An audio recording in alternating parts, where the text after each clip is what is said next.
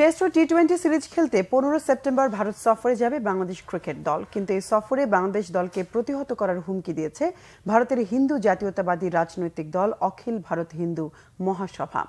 ভারতের বিভিন্ন গণমাধ্যম ও সোশ্যাল মিডিয়া প্ল্যাটফর্মে বলা হচ্ছে, আগস্টে রাজনৈতিক পট পরিবর্তনের পর বাংলাদেশের নানা প্রান্তে সনাতন ধর্মের অনুসারী হিন্দু সম্প্রদায়ের উপর হামলা হয়েছে।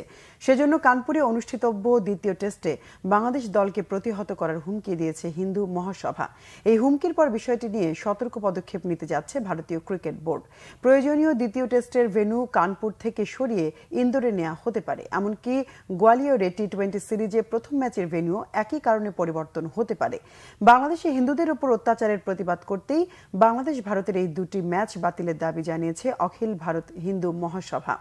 দলের ভাইস প্রেসিডেন্ট জাভিয়ের ভর্নদাজ হুমকি দিয়েছেন, গোয়ালিয়রে প্রথম টি-20 ম্যাচটি বাতিল না করলে পিচ কুপিয়ে নষ্ট করা হবে। তবে ভারতের গোয়েন্দা সংস্থা নতুন করে হুমকির বিষয়টিকে বেশ গুরুত্বের সাথে নিয়েছে এবং দ্রুত ভেন্যু পরিবর্তন সহ প্রয়োজনীয় পদক্ষেপ নিতে বিসিসিআইকে জানিয়েছে।